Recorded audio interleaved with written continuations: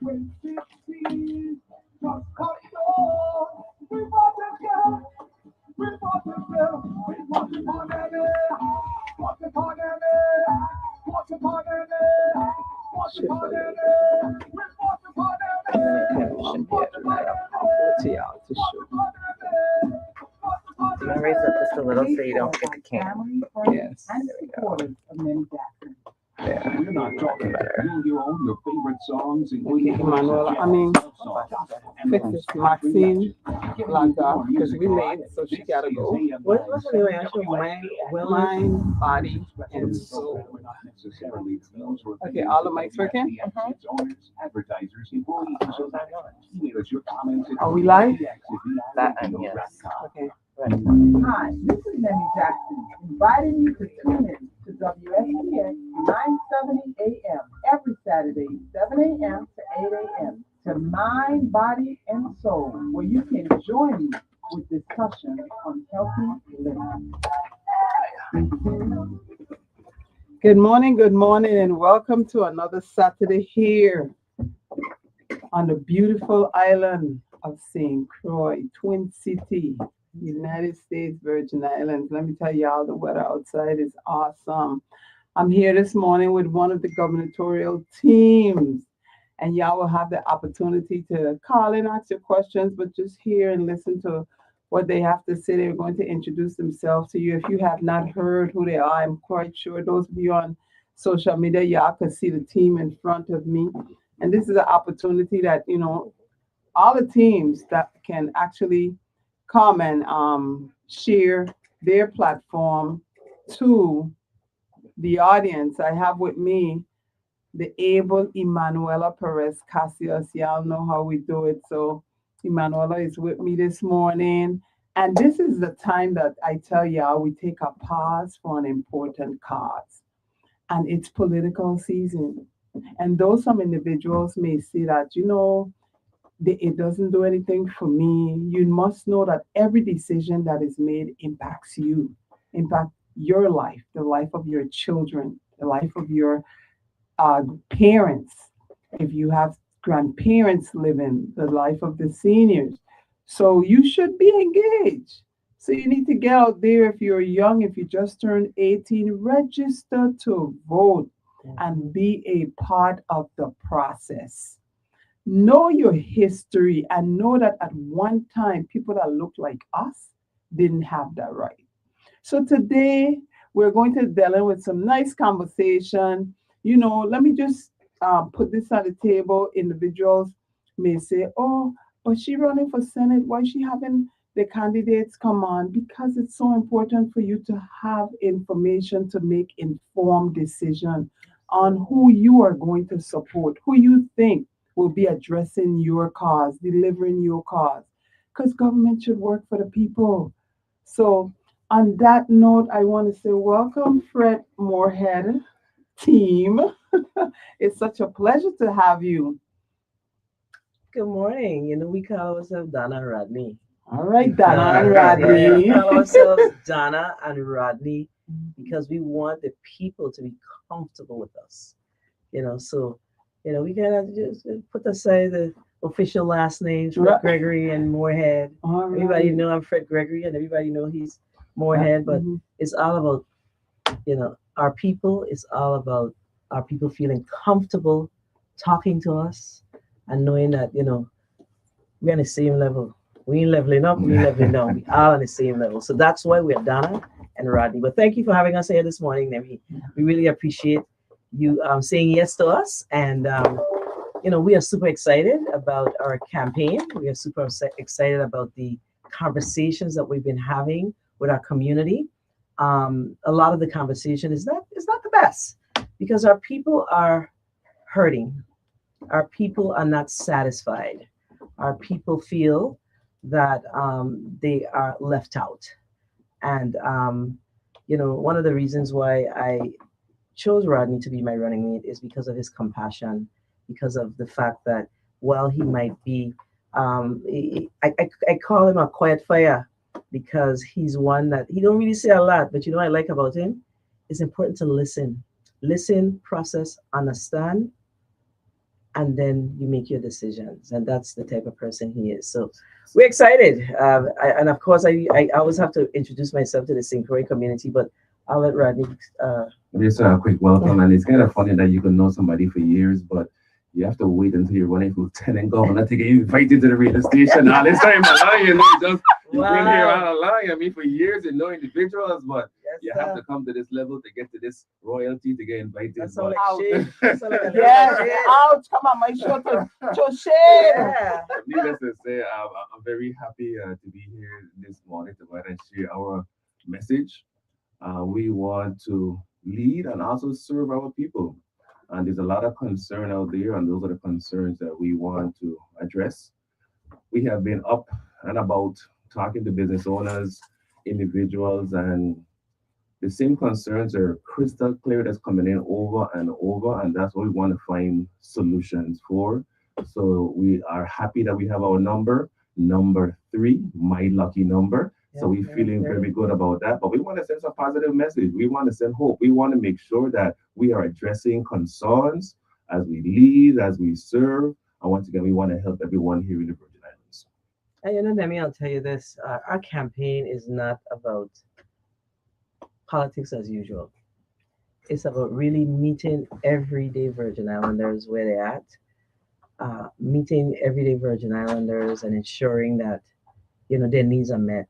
This campaign has to be, our leadership has to be about delivering results. Our leadership has to be about execution and basically listening to our people. So that's what we're really about. We are very focused on Virgin Islanders, people who choose to live, work, raise their children, take care of their elderly parents here in the Virgin Islands. That's what we want to be center focused on as we run this campaign. Okay, and as you go into talking about yourself, first let me just ask, how did the team get birthed?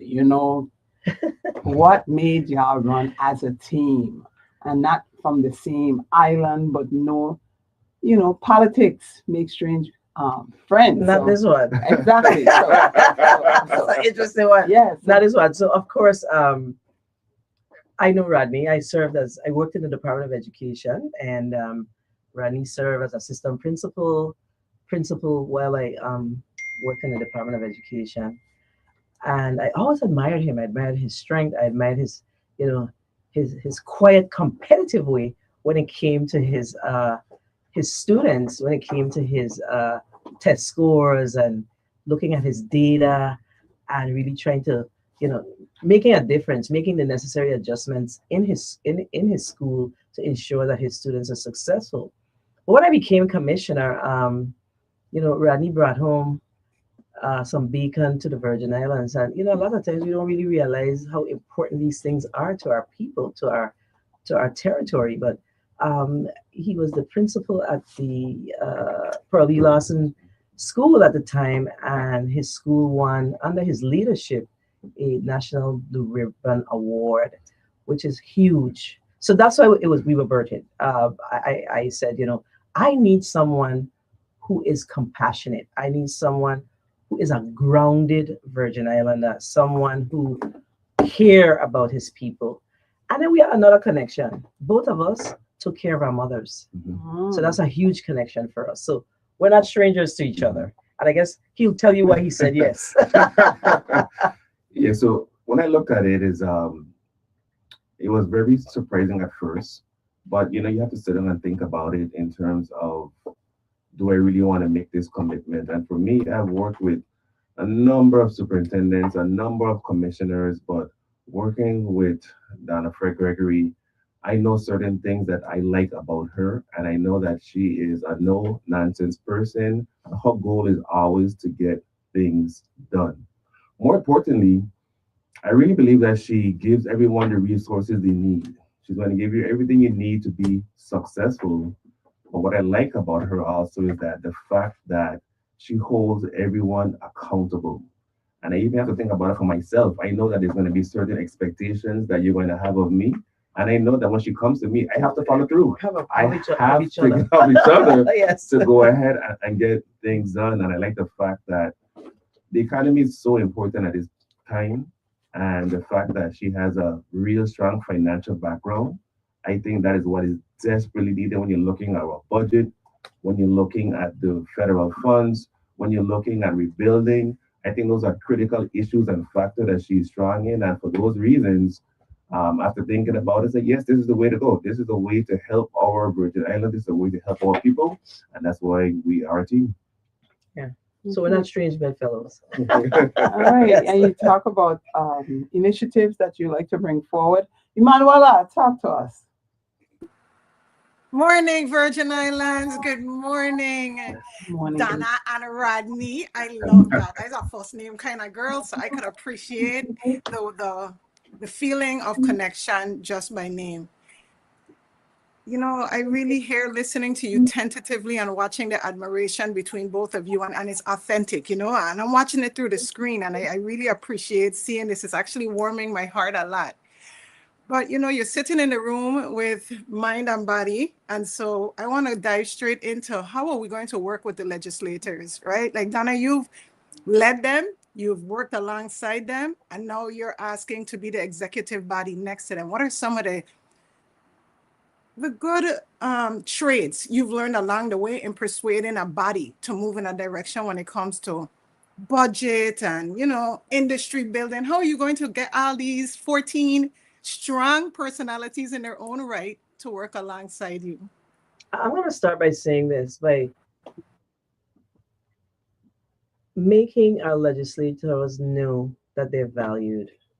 I served as a legislator. Can you hear me? Yes. Okay. I can hear you.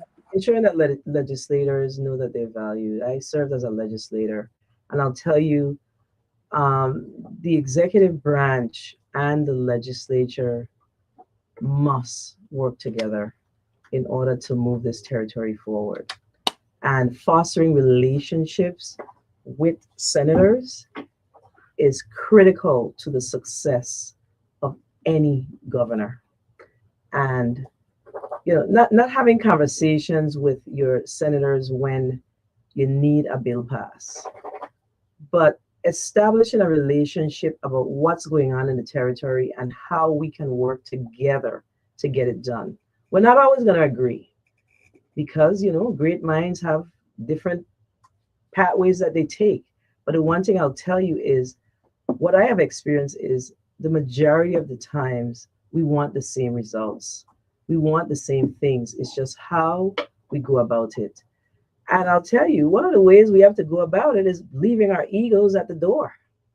We have to do that in order for us to be successful, because I've learned, you know, when I became a senator, you know, I've been in management and government for a while, and becoming a senator was very different. You know, you ain't managing nobody other than your staff in your office. But you have to figure out how to collaborate with your team, and team meaning your senators in your caucus.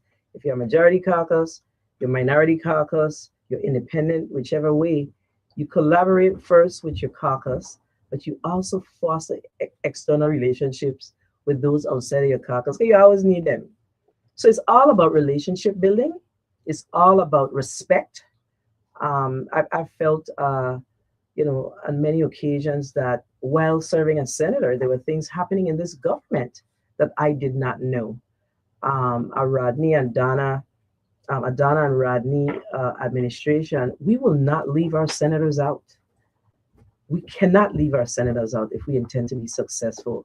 Everybody has something to offer, and we need to respect them. As you know, like I said, we may not always agree, but that voice, being heard, and having those relationships is important.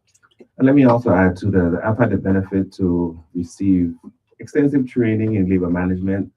I've attended the National Judicial College where I'm a certified mediator.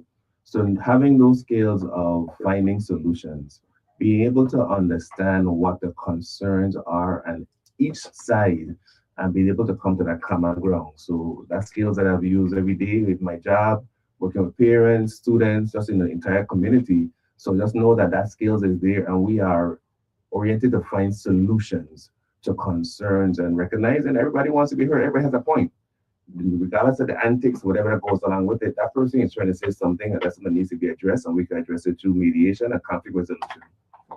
Okay, and that is great. But one of the questions I want to ask is, we know that the lieutenant governor has specific duties outlined.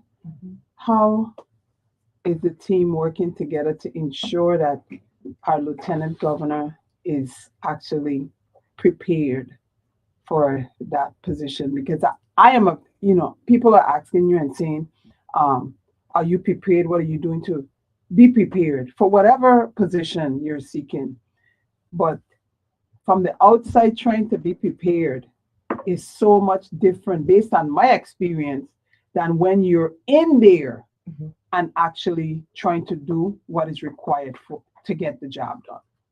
So you're asking me? Well, I'll start by telling you first that when it comes to preparation, there's no question in my mind that Rodney's prepared. That's why, him and I are decided to team up together.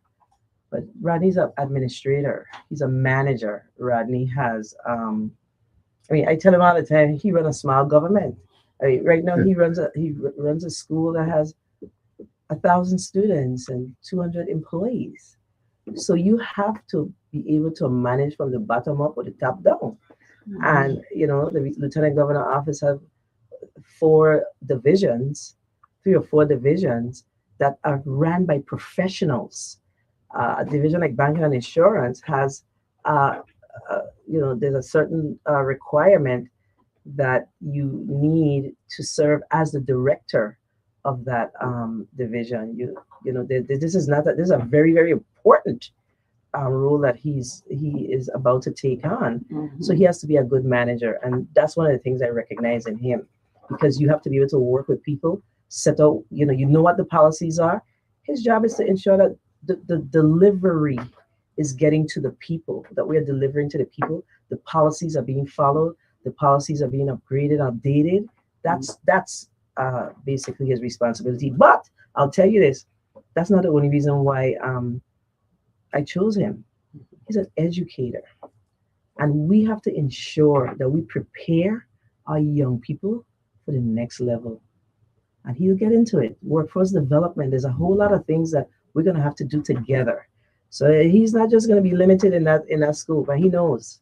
But he has to help me. He has to help us to ensure that our young people have the opportunities and they're able to stand 10 toes down on the world stage. And let me also add too, leadership skills isn't isolated to a certain area. It doesn't matter if you're a Cub Scout leader, if you're in charge of something. It's leadership skills that apply all over. So I've been in a leadership position for 24 years. So being able to look at a situation, you have to assess, find out what the needs are. You have to do a SWOT. You got to do analysis. There's so many things that need to be done, which will be taken out moving forward. So like I said, the experience is there. And some people think running a school is easy. But you got to make that plan. You got to know how you're going to reach your goals. And that's all these officers are. You got to assess what we want to get. And more importantly, how do we get there? And those are the skills that I've done for 24 years and I'll continue to do. And at the end of the day, team building, team working. Person at the head doesn't have to execute everything. You have a big team to actually support. We have a question from, and I normally I would take questions, but we're going to continue to dialogue. One of my viewers said, what is your stand on the retirees getting their retro? So they the retirees getting their retro. So let me just say this. So when I served in the legislature, I'll start there. The retirees receive under the lottery program. There's funding that the retirees are to get annually. When I sat in the Senate, I realized that I think there's a retirees over 65, I think 62, right? That for like 4 or 5 years, they were not getting it. So the lottery was not transmitting the funds to the government employees retirement system Not sure why. Spoke to the director several times. Um, the money was not being transmitted. What I did is I drafted an appropriation to ensure that they were able to get that outstanding 4 or 5 years worth of money. I think it was, I can't remember the amount, upwards of $1.5 million. So they were able to get that. I am very in tune with retirees, and I'm in tune with retirees because I've been talking to retirees. My mom was a retiree, and retirees are making decisions these days as to whether or not to buy medication, pay the WAPA, pay their rent. I know it's important for them to get their money. Right now, our retirees in this territory have seen a significant, and I know this because of my mom, a significant reduction in their retirement pay because the insurance has increased significantly. So absolutely, whatever we have to do to ensure that retirees get their retroactive money, we're going to do is going to require sacrifices. We have to look across our budget, look across our resources to determine how we are going to make our people whole. So it's not retirees alone, it's government employees, period. We have a responsibility to make our people whole. Our people cannot continue we cannot, as leaders, continue to have our people feeling disenfranchised and then still expect them to show up every day and be happy about what's happening. Yeah, you said it earlier. As a leader, you're only as good as the people that are behind you, the people that work for you, the people that show up every day for you to get the work done. So absolutely, I am 10 toes down on supporting our retirees and ensuring that we are able to conduct the assessment to ensure that we are able to take care of the challenges that we have with paying out our retirees. You got Well, thumbs up on that. Well, that's very true. I think we got to look at the government and hold on all the labor unions. When we look at contracts, that's something that's a major concern. When we look at all the unions, So the teams, well, I know the teams support unions because Absolutely. well, when we look at the number of unions that have an actual contract that is valid, most contracts are day to day. Most of them are expired. Out of 30 something contracts, I think maybe less than 7 that actually have a valid contract. So we're already committed within the first 100 days to go ahead and have a discussion with unions and get back to the table. So we want to value unions, we want to respect unions in terms of following through with the grievances and the process and making sure that we sit and we collaborate together to making sure that we're working as a unified labor and management group moving forward. one of the themes, I'm coming to you, Emmanuel, but one of the team's responsibility is to appoint leaders of agencies, commissioners, and how important do you see the leaders in agencies are when it comes to integrity and ethics, and not just magnifying educational qualification? And I ask that because if you speak to workers, you hear them saying leaders are actually abusing their power because they are at a certain level. They feel that you can't question what they're doing. So how important do you see selecting individuals who are really high, they're honest, transparent, they're fair? How important do you think those values are over educational qualifications? Absolutely important. But some of what you said is really tied to setting the tone from the top. If you have a laissez-faire attitude as a leader, then it's going to trickle down to your team. If you have a trust, not what you call it, if you don't have a trust but verify attitude, then it's going to trickle down to your leadership. So absolutely, I agree. I know that that's one of the things that we have to be centered focus on. The leadership that we choose have to be able to honest. And how do you measure honesty? I think you give people an opportunity. I think that's the better way to say it. I'm not here to judge anyone. I think you give people an opportunity based on their character, based on their experience, etc., etc. But they have to show and prove. They have to show and prove. And what's equally important to us is we want leaders who are able to focus on, because we're going to set goals. We've been walking this community, these communities, we've been talking to people, and we've identified, we know what most of the challenges are. The challenges that we hear are resounding.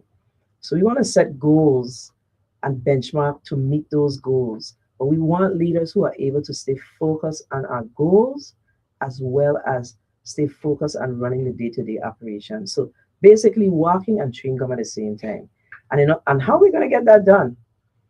I have this saying, everybody knows it though, everybody on our team. And I got it from education. So it's something that it will resonate with you. What gets monitored gets done. So our responsibility is to lead in a way where our leaders can come to us. Our leaders know that every Wednesday morning, we're going to have a call about these goals that we set out to ensure that the quality of life for the people of the Virgin Islands are improving while you are still dealing with the day-to-day. So accountability, transparency, that's what we have to do. We have to hold ourselves accountable first, be transparent first, and hold our leaders accountable as well. Ensure that there's transparency within the organization, transparency and respect. So, many times it happens. People get beside themselves, and we have to get out of our own way. Get out of our way. Treat the staff with respect, but hold your staff accountable. And there's a way to do that. Let me also add to that. What you said resonates so much because I do interviews on a regular basis. You hire teachers, you hire individuals, but yes, we look at the qualifications, but for me, what I look at most importantly is your attitude. Your attitude is what is the key for me to see how you're going to treat other individuals, whether you are going to listen. And in this role, that's what we do. We want to make sure that we are compassionate to individuals and we're hearing everyone's concern. But I look especially for attitude and making sure that you're going to do your best to serve the people. And I think that's one of the highest qualities I look for in a position. I appreciate you saying that, Manuela. Yeah, I want to spin back around a little bit back to the insurance. Yesterday I was in Puebla. I was taking my mom for her once a week food shopping. And when we were there, she met up with another retiree who was screaming from the top of her lungs, the insurance is going up next year. I just come back from this workshop. I mean, there's training and they're between the nation and the insurance companies, they're about to squeeze us. You said what gets monitored gets done, Donna. Tell me the words you're going to use to the insurance company and the nations when they start to put that squeeze on, or maybe not consider who we are as Virgin Islanders and what we have. How are you going to have that monitoring get done mindset when it comes to those bigger spaces like the insurance companies? And I know, Rodney, under your lieutenant governorship, you're there. So this is one of those areas where y'all gonna have to really stand together and bring a narrative that's straight, that will ensure next year our retirees aren't squeezed more from outside. The message is we have to shop. We have to shop for our insurance. We've been very boxed in with what's happening with our insurance providers. We have to put it out there that we will no longer allow ourselves or allow Virgin Islanders to be boxed in. We have to shop the insurance program and hear from, get the proposals. We have to shop it. We cannot allow ourselves to be boxed in. We have to get proposals and shop it around. Insurance is a challenge throughout the country. And if we have our seniors who are challenged in this area, then our job is to look at ways to subsidize other areas to help our seniors out. We have the VLT program where we provide prescription help to our seniors. How many of our seniors actually know that that's available? There was a program where we provided the support to pay your electricity bills for seniors. Okay. Is that still happening? I don't know. Are we seeing the funding for that? That's not general fund funds. That's actually funds that are coming from the lottery. So those funds should not be held up anywhere. Those funds should be released every quarter. However often it should be released because it's being generated by the lottery. The lottery is making money. So there are things that we are bartering our funds and deciding that we are not going to pay this because we have to pay that. But when we have funds that are set aside for specific purposes, the law is clear. And we have to follow the law. And if leaders are not following the law, then how do we expect our community to follow the law? Again, we have to hold ourselves accountable first. Accountability is what matters. So that's my message. Shop it around and provide subsidies to our seniors. Okay. All right, Emmanuel, anything else? What about, have you heard that our seniors being taxed with a prescription drugs? I don't know. Not that I know of. What do you mean tax? Like, okay, the consumer, the pharmaceutical, because they pay a tax on prescription drugs, it's transferring to the consumer. So that has to be looked into. See, that's another thing. Our consumer affairs, our license on consumer affairs,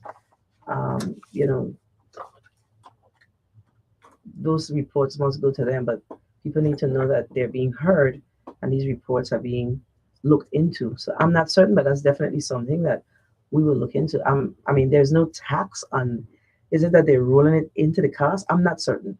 My son is a pharmacist. Okay. He runs a pharmacy, so I will ask him. Yes. In St. Thomas? Yes.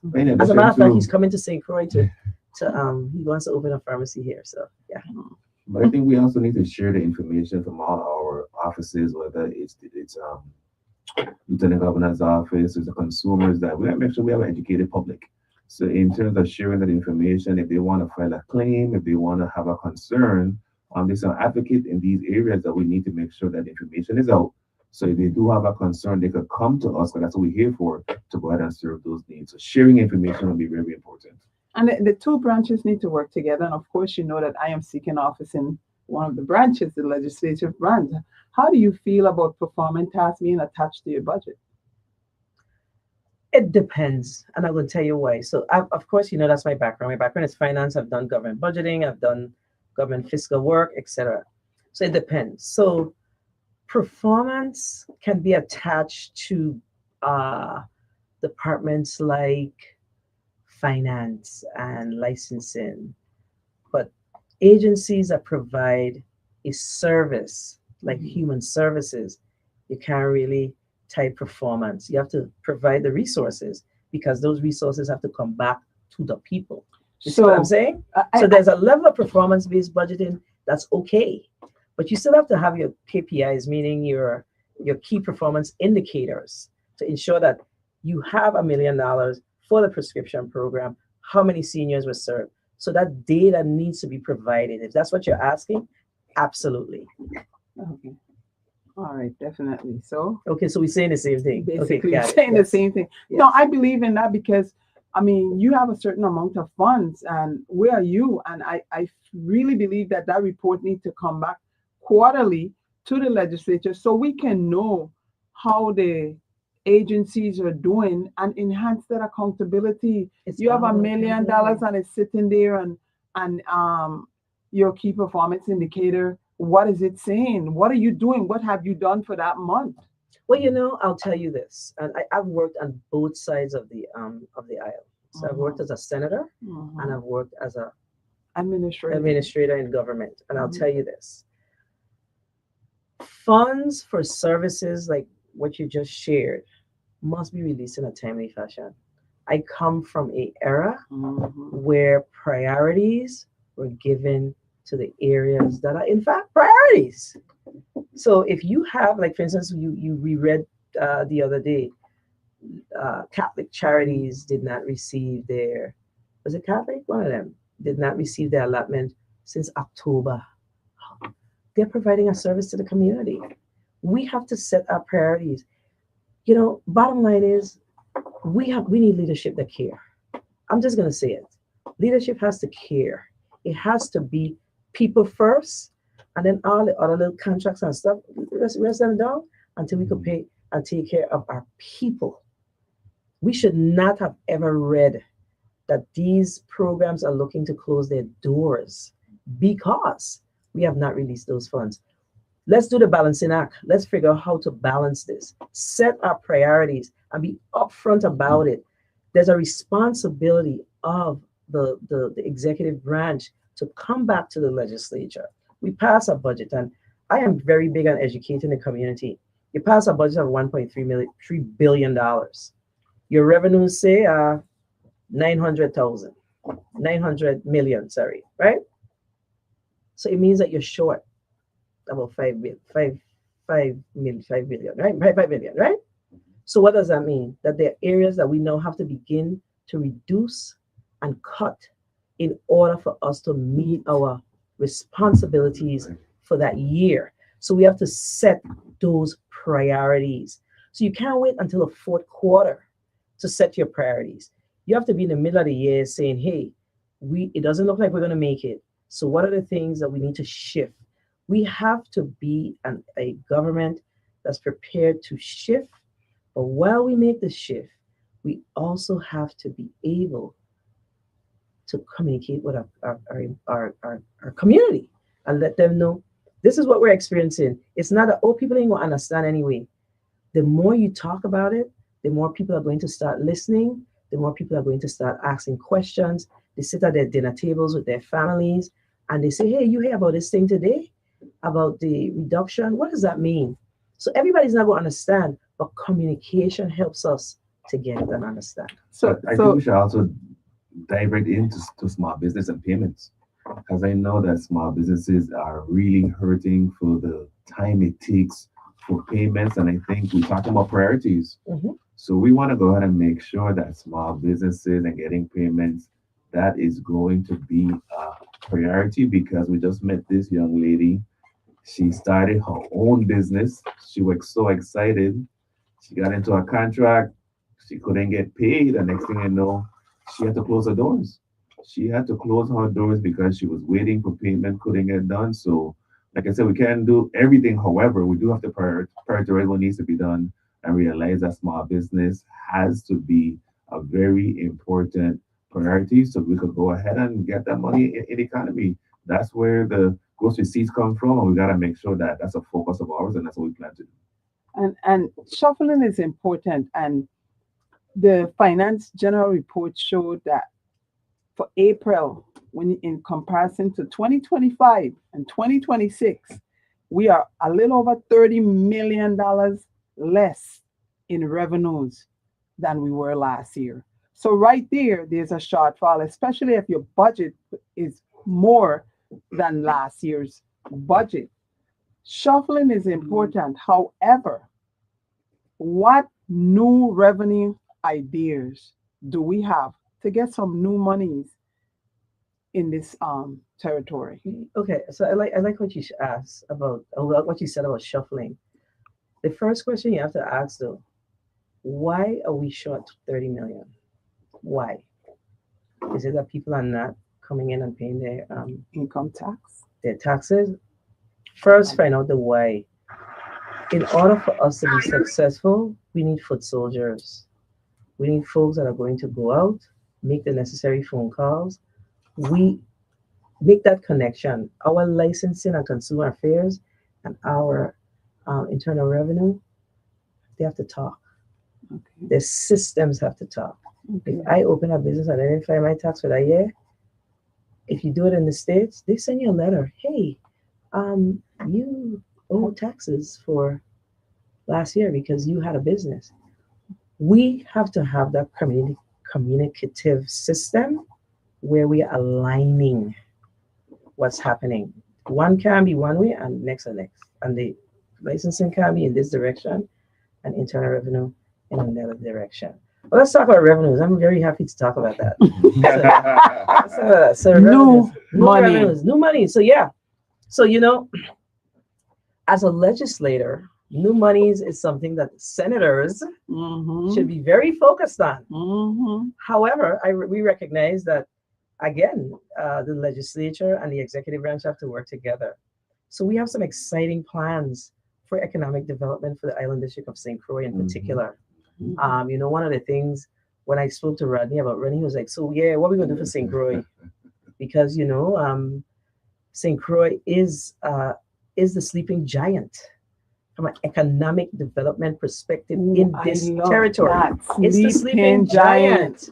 And we have to acknowledge it and recognize it.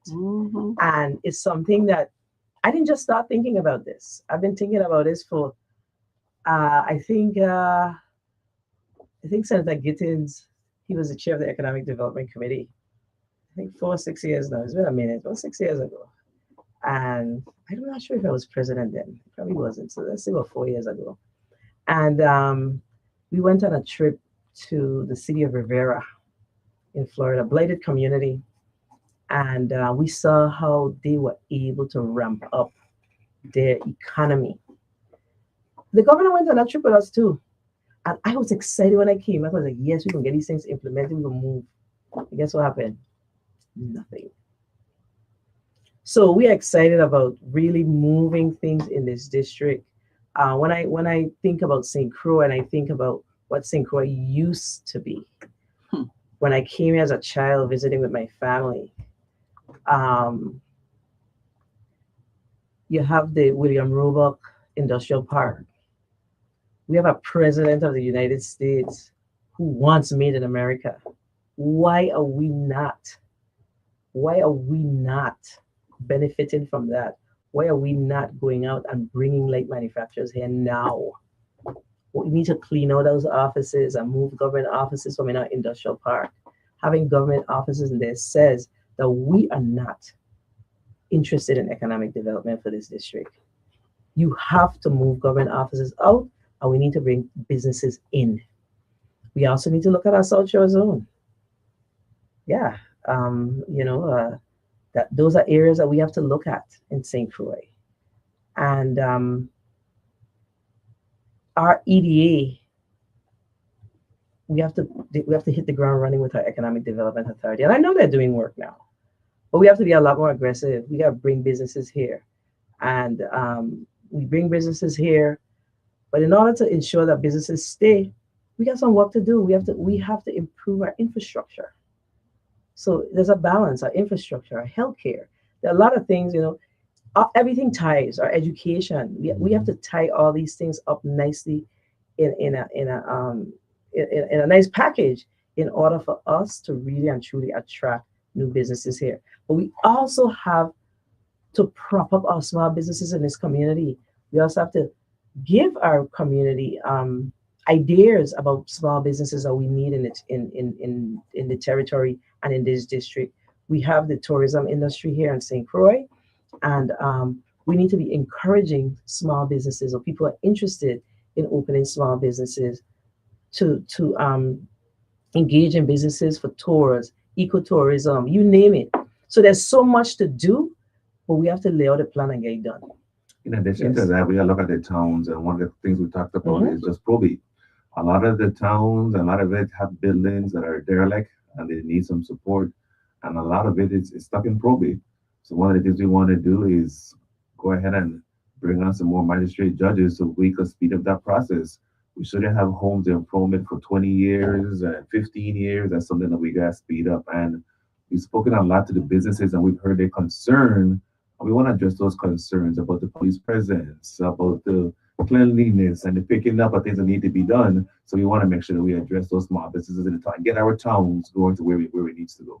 And provide a catalyst for dollars to support them. The conversation was so good.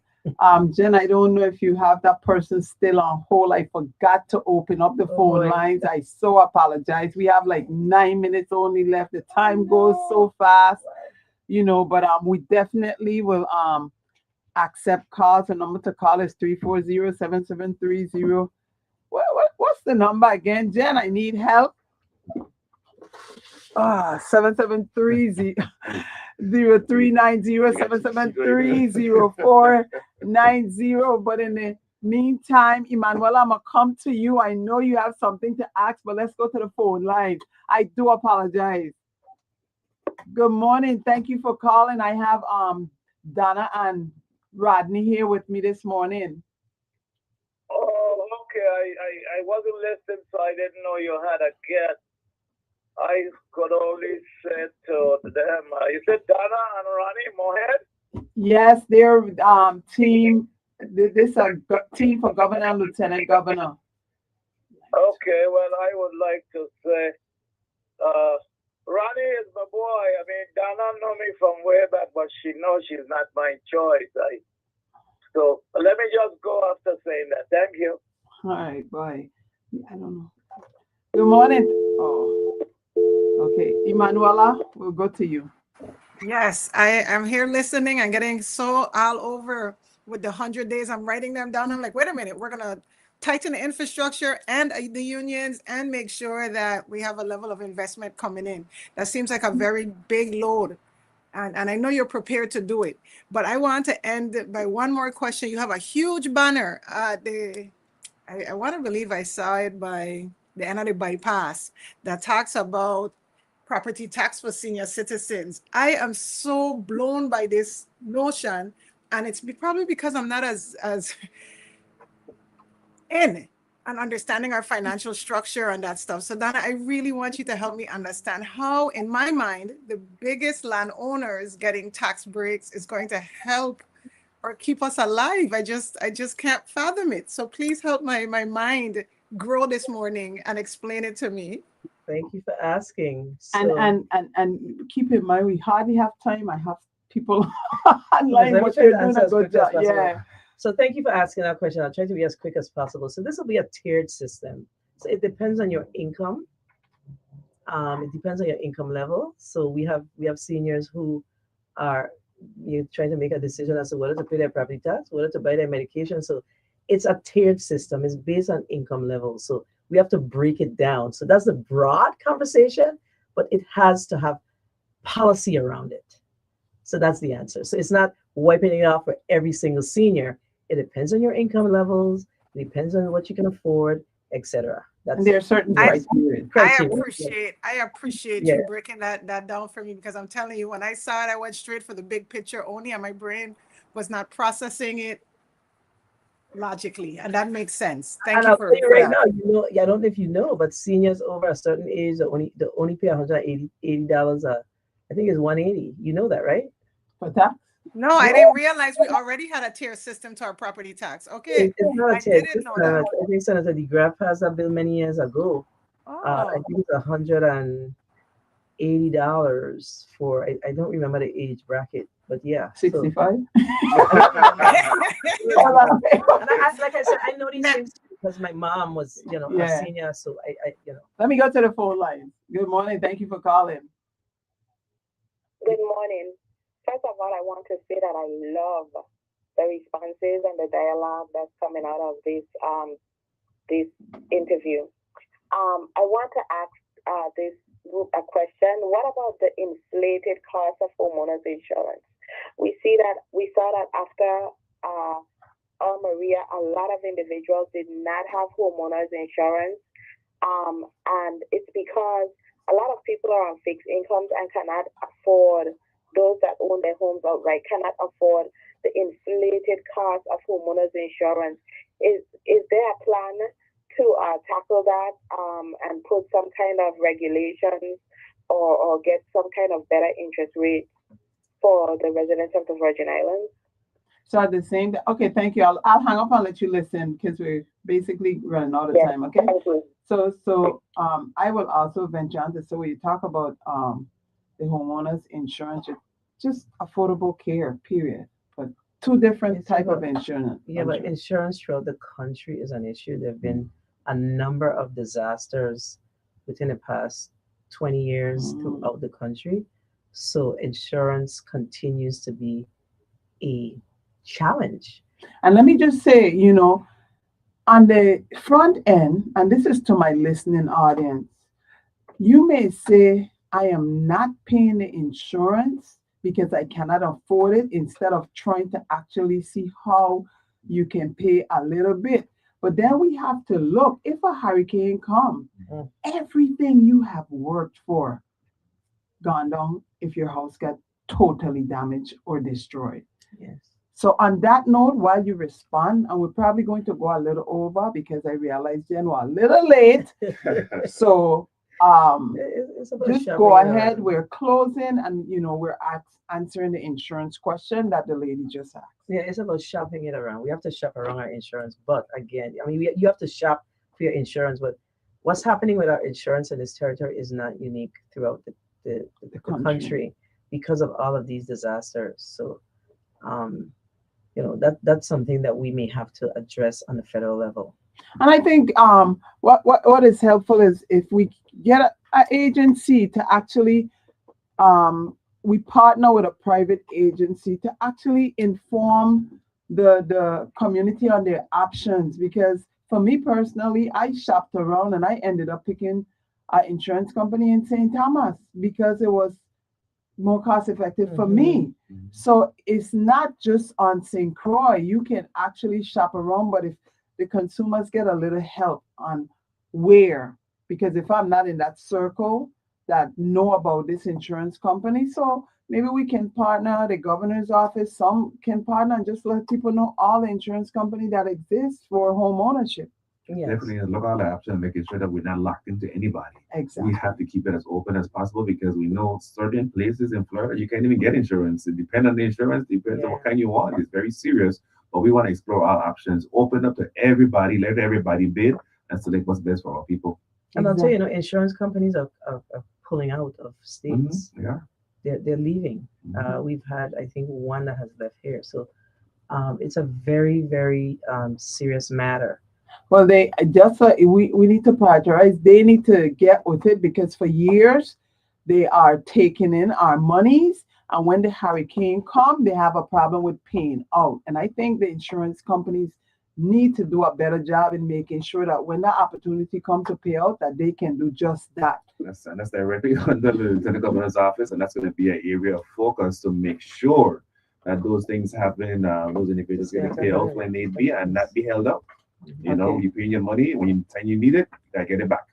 All right, we'll take a break, and when we come back, then we'll allow y'all to close out. AM 970 WSBS. Continuous music variety.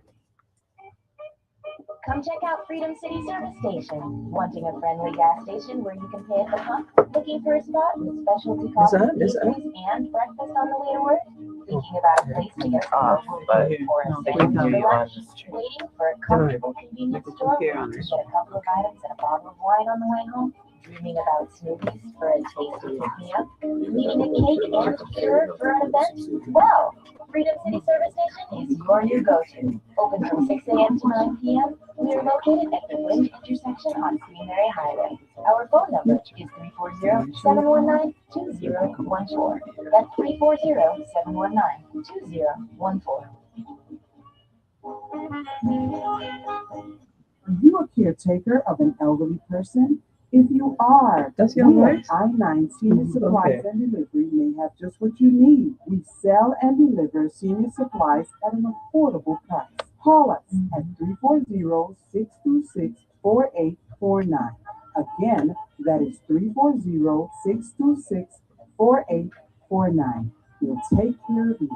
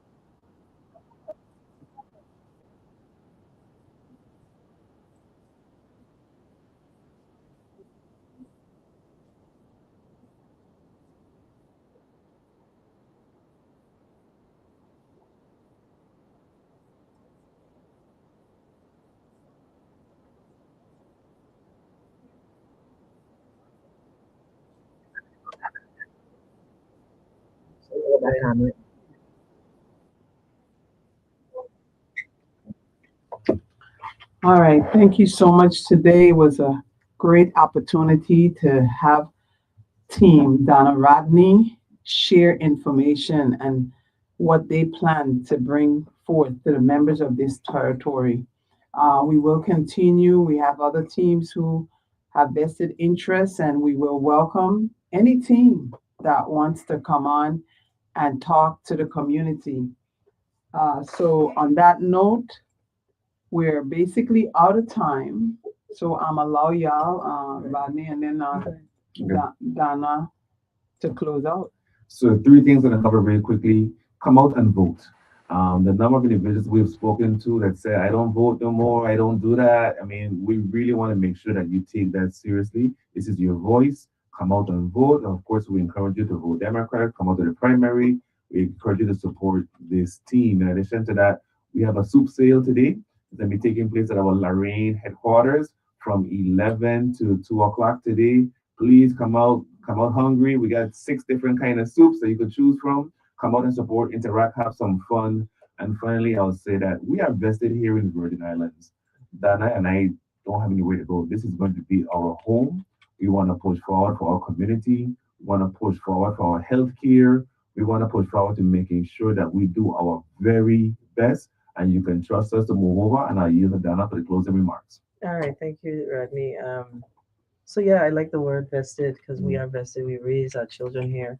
We're taking care of our families here, our parents, etc. You know, we bought our homes here. We are of the soil. We care about this place, and we truly don't have anywhere to go. We are number 3 on the ballot. We picked our number last night. Yeah, we are the Holy Trinity. So so we are super excited about this. We're kicking off our campaign. I don't want to call it a kickoff. We're going to lay out our platform for the people. I think it's very important on June 5th at 5:30 on St. Thomas on the Promenade. We're going to lay out our platform for the people of the Virgin Islands. We want the people to know that we are not here about, you know, the nice fish fry and the parties, etc. This is a grassroots campaign.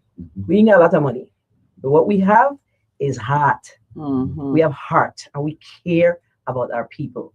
So we're going to ask you humbly to vote for us on August 1st. Early voting starts somewhere in July 20th-ish, 21st. I humbly ask you to give us an opportunity to serve you, and you won't be disappointed because we are centered, focused on people of the U.S. Virgin Islands. Thank you so much to Donna and Rodney for using Mind, Body, and Soul as an avenue to get your message out. It is so important for everyone out there to take part in the process. Emanuela? It's been beautiful. It has been great. Okay, go ahead. I can hear it. Yes, it's been beautiful. It's been great. Have a beautiful weekend, Virgin Islanders. Donna, Rodney, keep going. Let's go. Let's go. I love it. Thank you, and see you next Saturday. We may have another team on next Saturday. I'm not sure. But at the meantime, in the meantime, and between time, don't forget, Nemmy Jackson is on the ballot. I'm seeking office in the 37th legislature. Number 8 is the number to select on August 1st, or early voting, the 28th to the 27th, I believe that is. Have a wonderful Saturday. Your continuous music variety, AM 970 WSCX.